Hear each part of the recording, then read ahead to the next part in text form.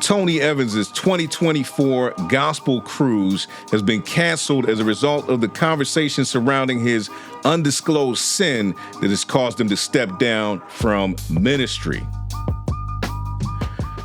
Welcome to See Things Above TV. I'm your host, Lucha Cooney. So we're talking about this story, man, as a result of what we know that caused, so far we know that Tony Evans has stepped down from teaching at Oak Cliff Bible Fellowship Church. And now his other ministries that he's involved in are now being affected. So we're going to hop right into that in a second. If y'all like content like this, y'all know what to do. Like, share, and subscribe, ring the bell for notifications. Now, let's go ahead and hop right into this story, y'all. So we have over here, I'm going to just bring it up so y'all can see the title. Ministry axes Tony Evans' Mexican Riveira cruise as speculation abounds about undisclosed sin. Okay. Days after Oak Cliff Bible Fellowship Church in Dallas, Texas, announced that its leader, Pastor Tony Evans, was temporarily stepping away from the pulpit due to an undisclosed sin, his Bible teaching ministry, the Urban Alternative, has canceled a Mexican Riviera cruise he was set to headline this fall. Though she did not respond to questions from the Christian Post about the cruise and Evans's undisclosed sin, Heather Hare, a spokesperson for the Urban Alternative, told the Royce Report that they decided it was best to cancel the cruise after Oak Cliff Bible Fellowship's announcement. Following the announcement that Dr. Tony Evans will be stepping away from his senior pastoral duties at Oak Cliff Bible Fellowship Church in Dallas, and as he pursues the healing and restoration process established by the elders, the Urban Alternative has decided it would be best to cancel the Mexican Riviera cruise with Tony Evans, Hare said. Now, looking at all this stuff, man, it's just kind of wild because honestly, I would have thought that they would have just canceled this stuff from the beginning. And I think that that's one of the mysteries of this whole thing is why wasn't this just canceled from the beginning? Because if you got to sit down because there's some undisclosed sin and that's disqualifying you from the office of the pastor, why wouldn't that same sin disqualify you automatically from other ministry engagements?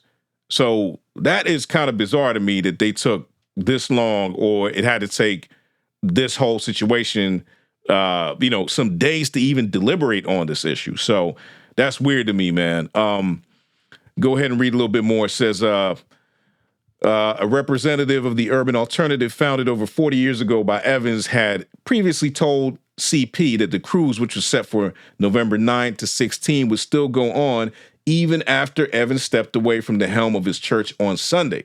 So they fully intended that this was going to go on. An agent with Inspiration Travel, which was administering the cruise that featured suites costing up to nearly $4,000 per traveler, also told CP on Tuesday that the cruise would still go on because the Urban Alternative is a separate entity from the Oak Cliff Bible Fellowship. The agent noted that the Urban Alternative had a contractual obligation to go on the cruise. So, man, listen. So we're saying that there is this obligation that they had. They had an obligation to fulfill this contractual agreement that they made with the travel agent. But, man, listen, these are the results of sin. At the end of the day, man, the results of sin is that, you got to pay for something. You know what I mean? Like, stuff gets canceled. You have to step away from certain things. You have to remove yourself from certain activities or certain engagements that you thought that you were going to be involved in. And so I find it like super bizarre that this was even still a conversation that they were having.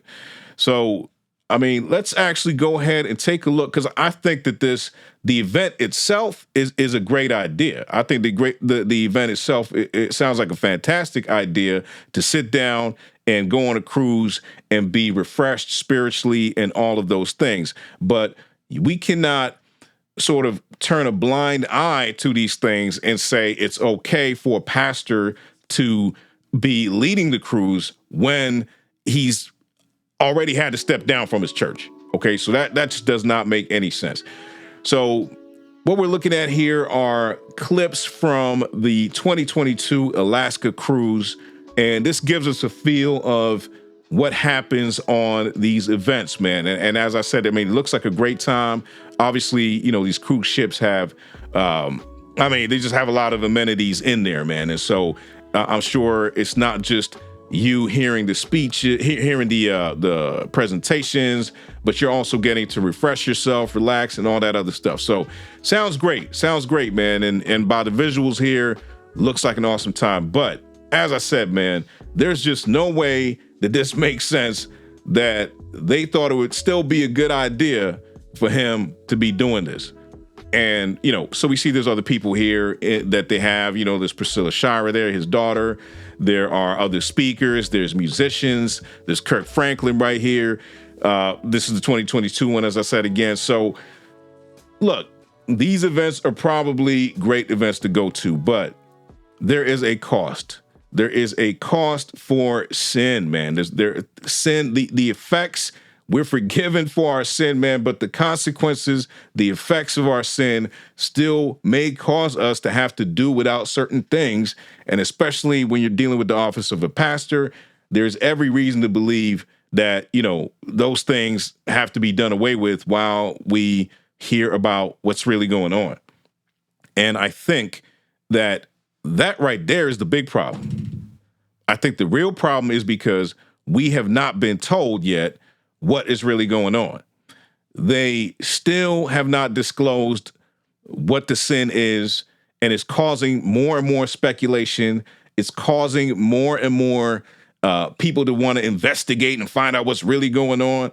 So the more I think about this whole situation, I do feel like it was a not so well thought out plan to announce this whole sitting down that he's had to undergo.